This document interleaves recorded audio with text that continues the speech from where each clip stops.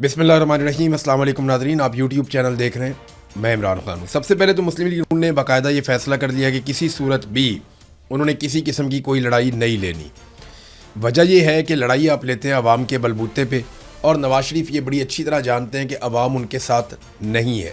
ना लोग उन्हें वोट डालते हैं, ना लोग उनके साथ चलते हैं। तो सिर्फ कारकुनों की बुनियाद के ऊपर आप एक बड़ी लड़ाई इस्टेब्लिशमेंट से या इस्टेब्लिशमेंट के लोगों से नहीं ले सकते। मियाँ साहब को इस बात की समझ आ गई है कि अब वो इस्टेब्लिशमेंट से नहीं लड़ पाएंगे, क्योंकि अवाम उन्हें कभी भी वोट नहीं डालेगी। और वो वैसे भी उनकी जो फार्म 47 की सीट है वो यास्मीन राशिद साहिबा के मुकाबले में बहुत ख़तरे में है।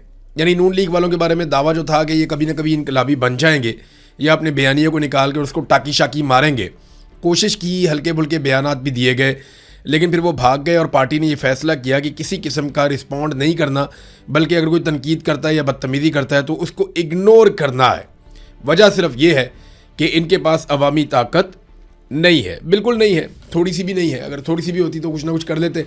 देखें ना, हमारे कुछ दोस्त हैं वो ये कह रहे थे कि मियाँ साहब ने मामलात अपने हाथ में लेने का फ़ैसला कर लिया। तो मियाँ साहब मामलात अपने हाथ में कैसे ले सकते हैं? हाथ में तो उनके बुरश है।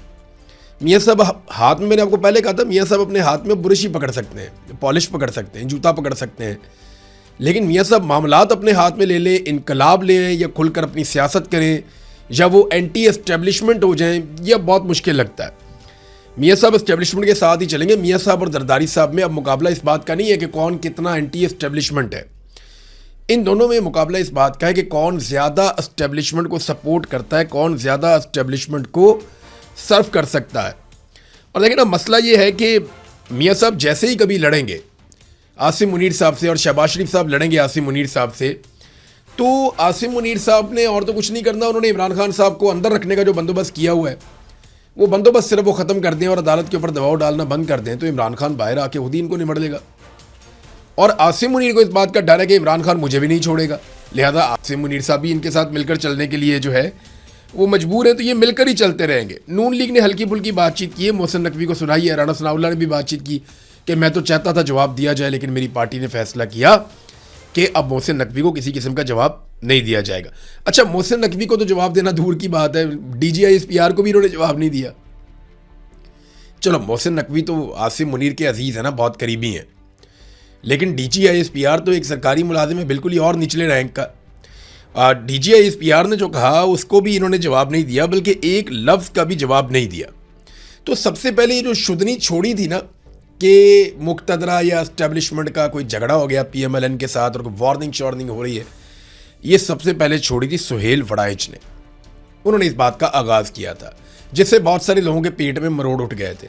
फिर अंसार अब्बासी साहब को दिन रात ये गम खाया जा रहा था कि मेरे कायद का कोई बेड़ा गर्क ना हो जाए दोबारा से, तो उन्होंने बहुत रब्ता किया, तो उन्हें बताया गया आराम से सो जाएं, सुकून करें। अब सार आलम को भी कहा गया कि बिल्कुल नींद पूरी करो, कोई मसला नहीं, असी तुहानू बिल्कुल किसी किस्म का रगड़ा नहीं लान लगे, आराम करें आप। यही बात जो है वो अंसार अब्बासी साहब को भी बताया गया, और वो बेचारे सारा दिन सारी रात जो है वो नून लीग के कारकुनों को हौसला देते रहे, बेफिक्र रहे, मियाँ साहब बिल्कुल इनकलाबी होने नहीं जा रहे, आप फिक्र ना करें। हमाद अजहर ने बड़ा ज़बरदस्त ट्वीट किया था कि नून लीग में लड़ाई सिर्फ एक बात की है कि एस्टेब्लिशमेंट का जो पाँव पकड़ना है वो दायां होना चाहिए या बायां होना चाहिए, बस यही इख्तलाफ है। पूरी की पूरी नून लीग इस बात पे मुत्तफिक है कि पाँव पकड़ना है एस्टेब्लिशमेंट का, लड़ाई इस बात पे कि दायां वाला पकड़ना है या बायां वाला पकड़ना है, भाई इतनी सी बात है। हमाद अजहर ने इसको दरिया को कूजे में बंद किया था, बात हमाद अजहर की बड़ी वजनदार है। बिलावल ने एक बोंगी मारी है, और बिलावल का स्टेटमेंट बड़ा मजे का है। मैं स्टेटमेंट देखता हूँ, मेरे पास पढ़ा हुआ, तो मैं आपको निकाल के सुनाता हूँ। ये ज़रा बिलावल का स्टेटमेंट सुने, यानी बड़े मखसूस अंदाज में जैसे बिलावल बात करते हैं। उन्होंने क्या बात की, बहुत ही मज़े का, ये ज़रा सुने आप। और मेरे मुस्लिम लीग नवाज के दोस्तों के लिए जो पैगाम है वो सिर्फ इतना कि आपको वो आवाज़ सुनाई दे रही है, ज़रा गौर से सुने। टिक टॉक, आपकी उल्टी गिनती शुरू हो चुकी है। अरे ये भी बड़ा लतीफ़ा है पाकिस्तान की सियासत में। पाकिस्तानियों ने पता नहीं क्या गुनाह किया था कि ये बच्चा इसको सियासत में लाया गया। ना इसकी कोई औकात है, ना कुछ और, ना कोई सियासी तरबियत है, कुछ भी नहीं है। सिर्फ इसका नाना जो है वो एक जर्नैल ने कत्ल कर दिया था, और इसकी वालदा जो है वो कत्ल हो गई। उसके बाद ये सियासत में आ गया और आगे चेयरमैन लग गया डायरेक्ट। और बहुत सारे लोग हैं, उन्होंने बड़ी कुर्बानियाँ दी। अब तो पाकिस्तान तहरीक इंसाफ में बेशुमार लोग हैं जिन्होंने बिलावल से बहुत बड़ी बड़ी कुर्बानियाँ दी हुई हैं। अब तो बहुत बड़े बड़े लोग, बड़ी बड़ी कुर्बानियाँ देने वाले लोग बाकी पॉलिटिकल पार्टीज़ में भी हैं। यानी ये ना 3 में ना 13 में, असल में शुरू से सोने का चम्मच मुंह में लेकर पैदा हुआ ना, तो इसको बेचारे को ये आदत ही नहीं है शिकस्त की। हर चीज़ इसको घर में प्लेट में रख के मिली है, लीडरशिप भी प्लेट में रख के मिली है। छोटा सा था, इसको उन्होंने कह दिया जी कि आपकी वालदा लिख कर गई है कोई लेटर, उसमें अब आप लीडर हैं हमारे। सब ने कहा ठीक है यही हमारा लीडर है, किसी ने बात ही नहीं की तो वो लीडर बन गया। तो इसको क्योंकि हर चीज़ सोने का चम्मच मिला हुआ है, प्लेट में रख के हर चीज़ मिलती है, तो जब इससे कोई चीज़ ना मिले ना, तो इसका मुझे लगता है ज़हनी तवाज़ुन थोड़ा सा बिगड़ जाता है। अब वो बिगड़ा हुआ बच्चा जो है वो ये कह रहा है कि टिक टॉक। तो बिलावल साहब एक टिक टॉक मैं आपको सुनाता हूँ, गौर कीजिएगा। टिक टॉक, जूते पॉलिश करने का टाइम हो गया। टिक टॉक, अब आपका दोबारा जूते पॉलिश करने का टाइम हो गया। टिक टॉक, अब आपका फिर से जूते पॉलिश करने का टाइम हो गया। आप यही करेंगे और आप कुछ नहीं करेंगे, और आप इस हुकूमत को वहां तक सपोर्ट करेंगे जहां तक कि आपको मिलिट्री एस्टेब्लिशमेंट कहेगी। क्योंकि आपके जो वालिद हैं, जो आपसे बड़े इनकलाबी बने फिरते हैं, वो ये कह चुके हैं अपने मुंह से कि मैं एस्टेब्लिशमेंट के हाथ मजबूत करूंगा, हम सारे मिलकर एस्टेब्लिशमेंट के हाथ मजबूत करेंगे।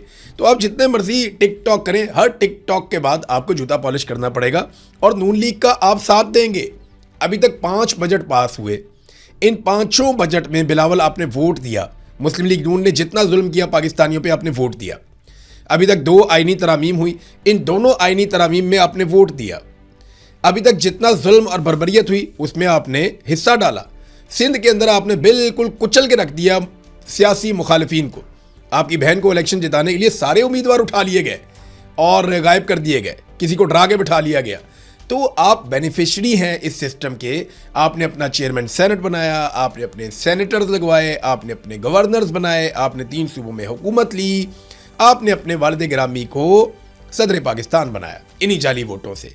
तो टिक टॉक जूते पॉलिश, टिक टॉक जूते पॉलिश। बिलावल साहब आपने यही करना है, इसके अलावा ना कोई औकात है इस वक्त आपकी।